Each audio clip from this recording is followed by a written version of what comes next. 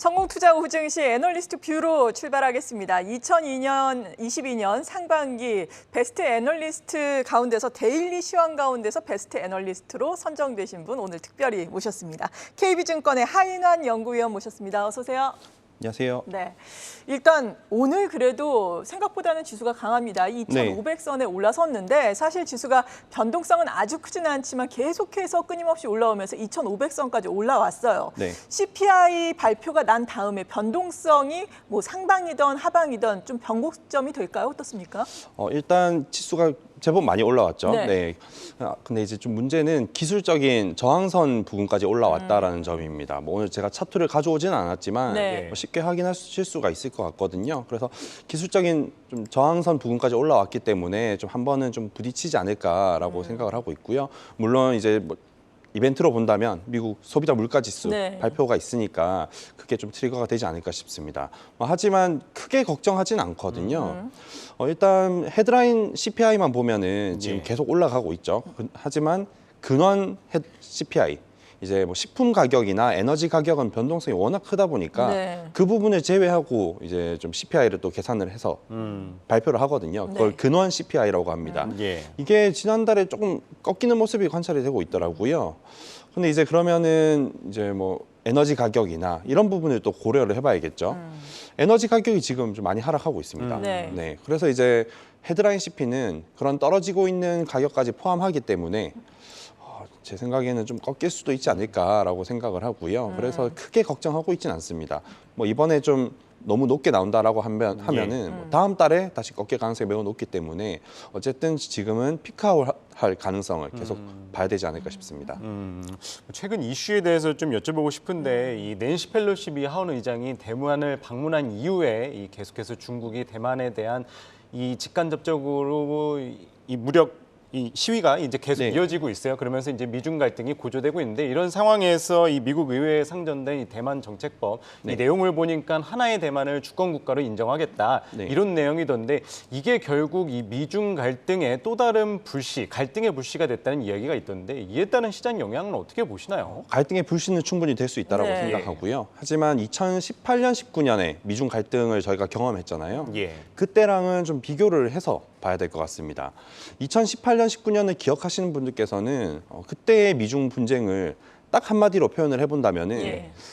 관세 인상이지 않을까 싶거든요. 그렇죠. 그렇죠. 예. 지금 미중 갈등을 표현해 본다면은 뭐가 될까라는 거죠. 관세 인상은 분명히 아닙니다. 저는 공급망 재편이라고 생각을 하거든요. 공급망 재편. 네. 네. 대만을 그렇게 좀 대만이 좀 이슈의 중심에 선 이유도 사실 공급망인 거죠. 반도체 생산 국가이기 때문입니다. 그래서 이제 공급망 재편이라고 본다면은 관세 인상은 사실상의 치킨 싸움이었고 치킨 게임이었고 그러면 서로 피해를 보는 거였죠. 지금은 공급망 재편이기 때문에 예. 전 경제 전체가 피해를 보는 것보다는 수혜를 보는 산업도 있을 테고 네. 피해를 보는 산업도 있을 텐니다. 저희는 이제 그걸 구분해야 된다라고 생각하고요. 그래서 시장 전반적으로 주는 충격은 크지 않을 거다라고 생각합니다. 그렇다면 어떤 업종군이 또 수혜를 입을지 피해를 입을지 이걸 네. 잘 또 옥석가리기를 해봐야 할 텐데 일단 공급망 재편 과정이다라고 말씀해 주셨어요. 미중 간의 패권 전쟁 가운데서 지금 뭐 첨단 기술 쪽에 또 패권 전쟁이다라고 언급하신 걸 본 적이 있거든요. 네. 대표적으로 반도체를 또 꼽을 수 있을 것 같은데 네. 반도체 지원법 그리고 치포와 관련해서 우리 반도체 기업에 이게 득이 되는 건가요? 아니면 해가 되는 건가요? 물론 세부적인 내용이 아직 나오진 않았지만요. 네, 세부적인 내용은 나오지 않았지만 이제 정책의 방향성으로 본다면은 예. 미국 내 반도체 생산 시설에 대해서 지원을 해주는 거거든요. 네. 미국 내에서 투자를 하도록 유도하는 정책입니다. 이 미국 내에서 투자를 유도하는 게 굉장히 핵심일 것 같은데 네. 이 말인즉슨 반대로 얘기하면 미국 외에서 생산하는 반도체 기업에 대해서는 제재를 가할 수도 있다는 뜻이거든요. 그렇죠. 예. 네, 그래서 이제 지금 문제가 되는 거죠. 우리나라 기업들 입장으로 본다면은 시장 전반적으로는 좀 충격이 불가피할 것 같습니다. 이제 우리나라가 중국으로 수출을 많이 하고 있잖아요. 예. 반도체 품목들을. 예. 그거에 대해서 제재가 좀 가해질 리스크가 있기 때문에 일단 반도체 업종 전반적으로는 리스크 관점으로 좀 봐야 될 것 같고요. 네. 하지만 뭐 전부 다 안 좋지는 않을 거다라고 저는 생각을 하거든요. 예. 분명 이 지원을 해주는 정책이 나오고 있기 때문에 우리도 거기에 치포 동맹으로 뭐 들어갈 가능성을 생각해 본다면은 분명 수혜를 보는 기업도 있을 겁니다.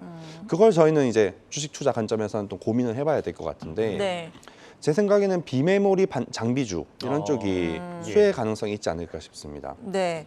그리고 반도체 같은 경우에는 지금 수요 둔화라는 또 악재가 있잖아요. 이 네. 부분은 어떨까요? 그 부분도 이제 같이 반도체 업종 예. 전반적으로 좀 부진한 영향으로 봐야 될 것 같고요. 그래서 제가 좀 전에 비메모리 장비주라고 말씀을 드렸는데 그렇죠. 네, 소재나 뭐 이제 좀 큰 기업들 같은 경우는 말씀해주신 수요 둔화 리스크 때문에 네. 좋을지 안 좋을지 사실 좀 리스크 관점에서 보고 있는 상황이고요. 장비주 같은 경우는 수요 둔화라는 리스크는 분명히 있긴 하지만 예. 지금 정책 방향성 자체가 이 캐펙스 투자를 유도하도록 나오고 있잖아요. 그러면 결국 증설을 해야 될 테고 그래서 뭐 증설 이런 뉴스들을 많이 보고 계실 겁니다. 네. 증설을 해야 될 테고 그러면 장비가 필요하겠죠. 예. 그 관점에서 장비주는 어느 정도의 수혜 가능성이 있다라고 생각을 하고요. 이제 비메모리 쪽을 특히 말씀드린 이유는 중국으로의 매출보다는 미국으로의 매출 비중이 높을 거기 때문에 예. 네, 그래서 이제 비메모리 장비주는 좀 이런 혼란스러운 상황에서도 그래도 수혜 가능성이 점차 부각되지 않을까라고 생각합니다. 네. 그리고 반도체와 관련해서 한 가지만 더 여쭤보자면은 이 삼성전자의 이재용 부회장 혹시 8.15 사면이 된다면은 네. 이 부분이 또 삼성전자를 필두로 한 반도체에 도움이 될까요? 어떨까요? 그 부분은 혹시 제가 좀 조심스럽네요. 예. 네, 아, 알겠습니다. 알겠습니다. 그러면은 또 이 오는 11월에 이 미국 중간 선거를 앞두고 이 그동안 바이든 행정부가 추진을 해온 이 인플레 감축법, 이 상원 문턱을 넘어서면서 또 기대감이 커지는 모습인데요. 네. 이와 관련해서 시장에서 이 배터리라든지 아니면 전기차라든지 수혜를 받는다 이런 분석이 나오더라고요. 뭐 네. 이와 관련해서 투자 아이디어 좀 짚어주신다면요. 저도 배터리 쪽이랑 우리나라 기준으로 봤을 때 배터리 쪽이랑 친환경 관련주들 충분히 예. 수혜가 가능하다라고 생각합니다. 네. 일단 정책의 지원 내용으로 보면은 사실 이것도 미국 내 생산에 대해서 뭐 지원을 해주거나 예. 당연히 미국인들을 지원을 해주는 거겠죠. 그래서 이제 내용을 보면 전기차를 뭐 구매하거나 할 때 지원금을 주거나 아니면은 뭐 투자를 할 때 지원 세액 공제나 이런 걸 해주는 부분 그리고 태양광, 풍력 이런 쪽에 대해서 지원을 해주는 내용으로 네. 구성돼 있습니다. 근데 이것도 좀 전에 말씀드렸던 그 반도체랑 좀 유사하게 미국 내에서 뭐 생산할 경우에 또는 증설할 경우에 지원을 해주는 거거든요. 그러면 이 부분도 이제 중국이랑 관계를 같이 고려를 해봐야 될 것 같습니다. 근데 배터리 쪽을 제가 좀 주목해서 보는 이유는 2차 전지 쪽 네, 시장 점유율로 봤을 때 중국 기업들이 1위거든요. 네, 예. 맞아요. 국가별로 보면 중국, 한국 순입니다. 중국이 대략 뭐 한 40~50% 정도 차지하고 우리나라 기업들이 한 30% 정도 차지하는 것 같거든요. 그러면은 이 50% 정도의 시장 점유율을 차지하는 중국 기업들이 예. 미국으로의 투자가 제한되거나 또는 매출이 좀 제한될 가능성이 있는 거죠. 그 공백을 우리나라 기업들이 차지할 가능성이 있기 때문에 반사이익이네요. 네, 반사이익이 충분히 가능하다라는 점을 말씀드리고 싶고 제일 처음에 제가 말씀드렸듯이 그 미중 갈등이 지금은 관세 인상 같은 치킨 게임이 아니라 예. 공급망 재편이기 때문에 수혜 업종도 분명히 있다라는 점 그런 관점에서 이해해 주시면 좋을 것 같습니다. 네. 그렇다면 친환경 관련된 종목 중에서는 사실 뭐 2차 전지, 풍력, 태양광 많잖아요. 어떤 네. 걸 유망하게 보세요? 네, 정책의 내용으로 보면 예.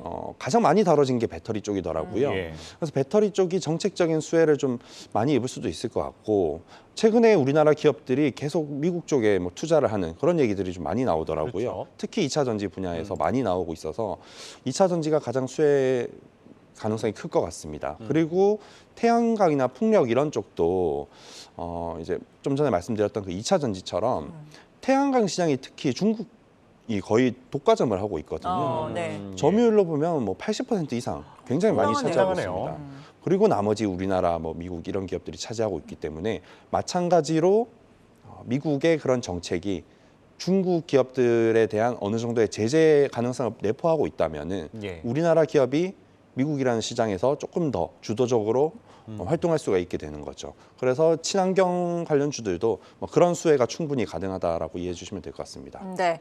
그리고 앞서서 시장에 대해서 CPI 이벤트를 또 잘 넘기더라도 시장이 2,500선까지 왔기 때문에 좀 쉬어갈 수 있겠다라고 말씀해 주셨는데 조금 더 긴 그림으로 본다면 어떻게 예상하고 계세요?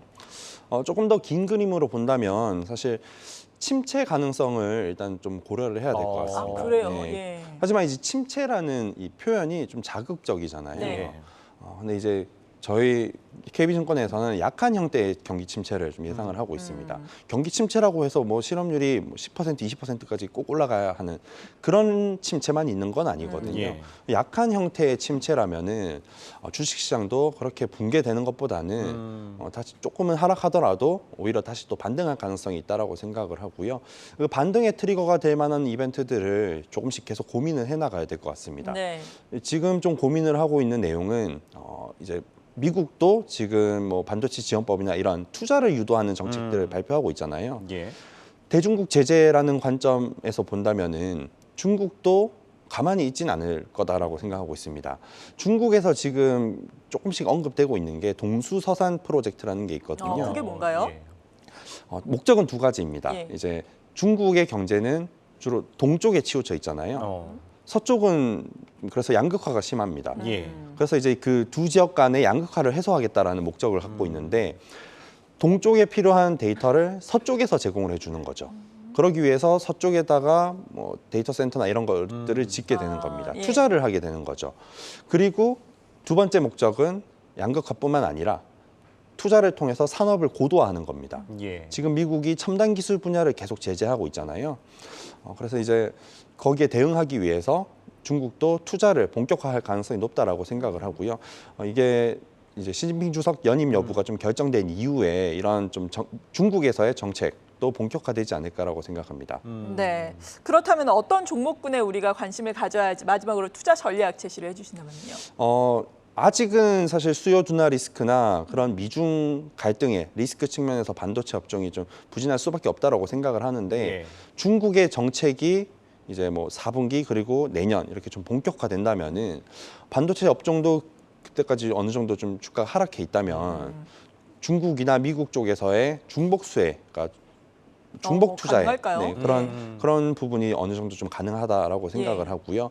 물론 이제 메모리 장비주들 중에서 미국의 제재 이런 부분에 노출돼 있는 기업들은 좀 예. 리스크가 있을 것 같습니다만 중국 쪽으로나 미국 쪽으로나 좀 한쪽으로 편중된 기업들은 충분히 수혜가 가능하지 않을까라고 생각합니다. 그리고 두 번째는 성장주 쪽을 좀 주목하고 있거든요. 예. 이번 주에 물가가 좀 높게 나와서 한 번 더 충격을 줄 수 있을지언정 네. 조금 더 길게 본다면은 결국 피크아웃 할 겁니다. 그렇죠. 네. 그렇게 되면 금리가 더 올라가는 것보다는 떨어질 가능성이 높다라고 보시면 되고요. 예. 그렇게 되면은 이제 금리가 떨어질 때 주로 강세를 보이는 성장주들, 뭐 최근에 좀 강세를 보이고 있는데 뭐 같은 이유로 네, 좀 중장기적으로 성장주를 좋게 봐주시면 좋을 것 같습니다. 그리고 네. 마지막으로 뭐 친환경 말씀드렸던 네, 친환경이나 이런 부분들도 계속 예. 좋을 것 같고요. 예, 알겠습니다. 오늘은 화인한 KB증권 연구위원과 함께 이야기 나눠봤습니다. 오늘 말씀 고맙습니다. 네, 감사합니다. 감사합니다.